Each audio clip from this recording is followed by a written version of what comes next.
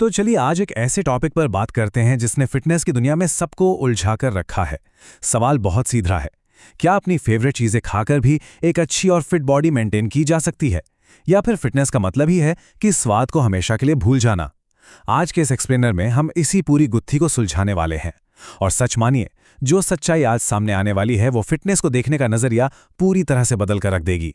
अक्सर जब ये सवाल उठता है कि क्या पसंदीदा खाना छोड़े बिना फिटनेस पाई जा सकती है, तो ज़्यादातर लोगों के दिमाग में तुरंत एक बहुत बड़ा ना आता है।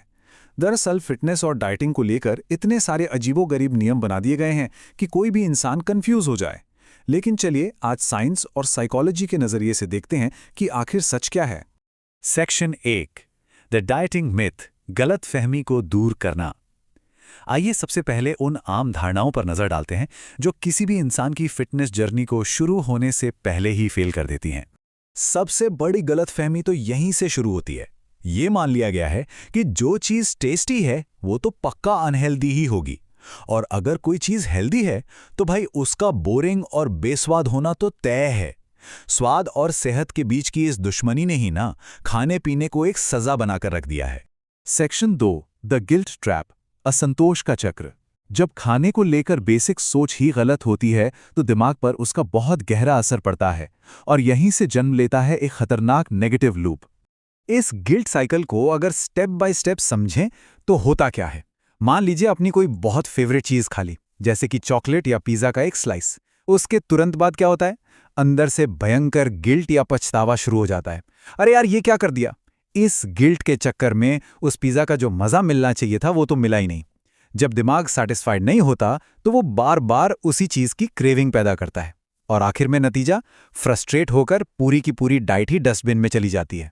तो यहाँ पर समझने वाली सबसे अहम बात यह है कि फिटनेस सिर्फ इस बात पर डिपेंड नहीं करती कि मेन्यू में क्या है, बल्कि इस बात पर भी डिपेंड करती है कि वो खाना किस माइंडसेट के साथ खाया जा रहा है। अगर हर बार गिल्ट के साथ ही खाना है तो अंदर से वो संतुष्टि कभी मिलेगी ही नहीं। असली गेम प्लेट का नहीं है, बल्कि हमारे दिमाग का है। सेक्शन 3 द 80-20 बैलेंस, एक सस्टेनेबल सॉल्यूशन। बीच में ही हार मानकर डाइट छोड़ देने वाली इस बड़ी प्रॉब्लम का एक बहुत ही सिंपल और प्रैक्टिकल जवाब मौजूद है। यही है फिटनेस और बैलेंस का एकदम जादुई फॉर्मूला। रूल बहुत ही सीधा सा है।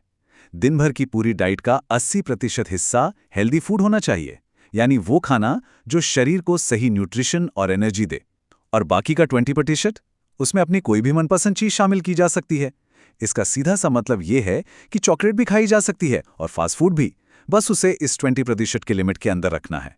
यही वो असली बैलेंस है जो फिटनेस को किसी सजा की तरह नहीं, बल्कि एक लाइफस्टाइल की तरह लंबे समय तक टिकाए रखता है। सेक्शन 4 माइंडफुल ईटिंग हैबिट्स, सच्ची संतुष्टि। अब सबसे बड़ा सवाल यह है कि उस 20% वाले हिस्से को एंजॉय कैसे किया जाए कि बिना गिल्ट के पूरी संतुष्टि भी मिले और ओवर ईटिंग भी ना हो। इसका जवाब है माइंडफुल ईटिंग। इसका सीधा सा मतलब है अपने खाने को पूरे ध्यान और पूरे मजे के साथ खाना। जब इस तरीके से खाने को फील करके खाया जाता है ना, तो बहुत कम क्वांटिटी में भी गजब का सेटिस्फैक्शन मिलता है। मूल मंत्र यही है कि जब भी खाएं तो पूरी तरह से उसी में डूब कर खाएं। इसे अपनी रोजमर्रा की जिंदगी में उतारने के बस 3 बहुत ही आसान से स्टेप्स हैं। पहला, एकदम आराम से धीरे धीरे खाएं। दूसरा, हर एक बाइट को महसूस करें, उसके स्वाद और टेक्सचर का पूरा मजा लें। और तीसरा, जो शायद आज के टाइम में सबसे मुश्किल है, खाते समय अपना मोबाइल फोन बिल्कुल साइड में रख दें। सीरियसली, जब बिना किसी स्क्रीन के सारा फोकस सिर्फ खाने पर होता है तो दिमाग एकदम सही टाइम पर सिग्नल दे देता है कि भाई अब पेट भर चुका है। Section 5 changing the mindset, the final takeaway. तो कुल मिलाकर असली और परमानेंट बदलाव प्लेट में रखे खाने में नहीं, बल्कि उसे देखने के नजरिए में आना चाहिए। एक बहुत ही पावरफुल थॉट के साथ इस एक्सप्लेनर को खत्म करते हैं।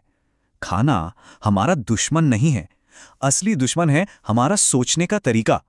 गिल्ट को अब पीछे छोड़ना होगा, 80 और 20 का वो परफेक्ट बैलेंस बनाना होगा, और माइंडफुल होकर खाना सीखना होगा। अगर ये सब कर लिया तो बिना किसी सख्त पाबंदी के भी पूरी तरह फिट रहा जा सकता है।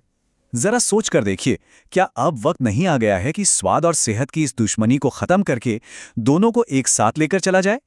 इस एक्सप्लेनर का हिस्सा बनने के लिए बहुत बहुत धन्यवाद।